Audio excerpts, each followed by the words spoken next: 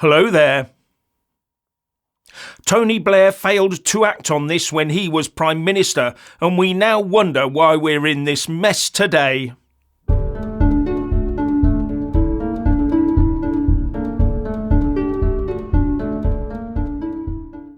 When he was Prime Minister, Tony Blair saw asylum claims in the UK reach a record high of 8,800 a month in October 2002. Something that stung him and his team into action.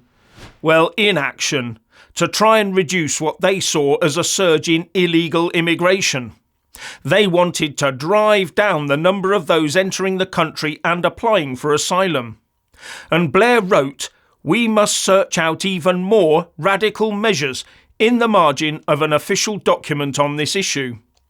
And in a January 2003 memo, officials wrote that it seems mad that the UK has less straightforward, safe third country return arrangements for asylum applicants with the EU than with non-EU countries. In response to which Blair wrote in the margin, "It is mad. The system is mad." While Jonathan Powell, the then Downing Street Chief of Staff, said the law should be changed so that the UK could return any illegal immigrant regardless of the risk that they might suffer human or degrading treatment. Can you imagine the furious response from the woke left that such an idea would get today? But back then, reports suggest that the Blair team was enthused about getting this issue dealt with. This is yet another indicator of how far the UK political pendulum has shifted to the hard, woke left over the last couple of decades. Now, Powell went on to say that we would almost certainly lose this case when it got to Strasbourg. But we would have 2 to 3 years in the meantime when we could send a strong message into the system about our new, tough stance. But as usual, the Home Office lawyers stepped in and said it would fall foul of the ECHR judges, to which Blair's response was, "Just return them." "This is precisely the point," Blair said. "We must not allow the ECHR to stop us dealing with it." How many times have we now heard that one? And there was also much talk about sending asylum seekers to the Isle of Mull off the west coast of Scotland, and possibly even to the Falkland Islands. But no, in the final analysis they decided to shy away from the problem and hope it would somehow get better. Our entire establishment, from successive prime ministers to successive secretaries of states and ministers, as well as successive Whitehall civil service mandarins, have known how completely bonkers the system is and how damaging it is to the UK. But they have continued to cover over the ever-widening gaps with tissue paper, spending many billions in the process to service those who have no right to be here. And that has just acted as an ever stronger magnet for more people to come here, enriching the people smugglers in the process while putting lives needlessly at risk. The rot truly started with Tony Blair when he opened the borders and then failed to do anything about the inevitable fallout. And those that followed have been just as weak, wet and woke as he was. Now, will this dose of reality from the past sting our useless politicians into acting in a more direct fashion today, by getting them to more seriously push through the offshore processing options? But is there a party out there that has such a policy laid down in a manifesto anywhere?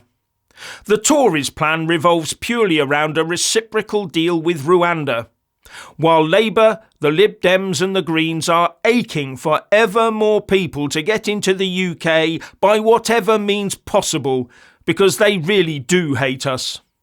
Yes, Starmer and Blair are in talks for when Labour gets into government, but do you really think they will suddenly follow through on those Blair ideas from 2003? Not a chance, because in reality they are now completely wedded to the WEF, the UN and their open borders New World Order. Not only that, the woke civil serpentry would leak the plans to get them discredited and make personal accusations of all sorts against ministers. That usually puts paid to government policies. It's worked so far, hasn't it? But there is actually a party out there with a declared offshoring policy. UKIP issued a press release on it in June, which is now on the UKIP website, and has recently updated its manifesto, yet to be published, to say just that. Asylum seekers will be sent to the Falklands for processing purposes. As far as I can see, no other party will do that. Tony Blair and UKIP on the same hymn sheet, eh? Who'd have thunk that? And no one can now claim that the offshoring policy is far right, can they? Not after these Tony Blair revelations. Although only one of the two would be likely to actually make it happen.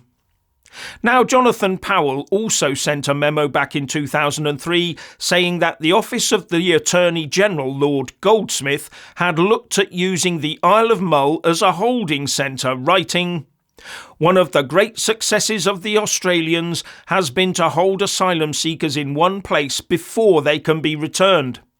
This has driven the number of new applications down enormously, and many in the camps are asking to return to their country of origin. The Attorney General's office suggested we set up a camp in the Isle of Mull and detain people there till they could work." And in another suggestion that shows just how lefty our system has become and just how far international law inserts its tentacles into our affairs, Powell also questioned whether the UK needed an asylum system in the first place.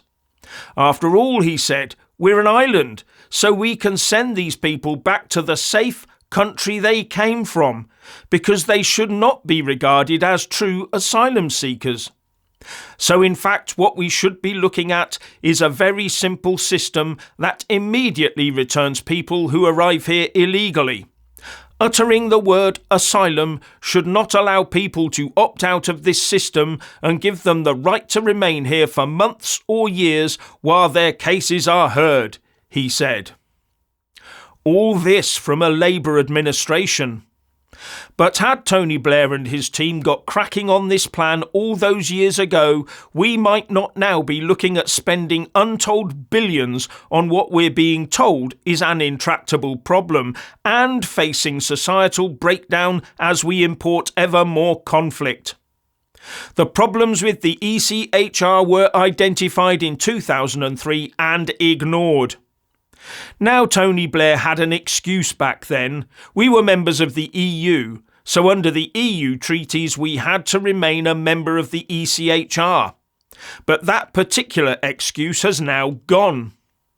But now we have the establishment excuse that we might upset the US President, the hair-sniffing Sleepy Joe Biden, who doesn't even know where he is at any given time when he's not falling off of bicycles or tumbling down stairs.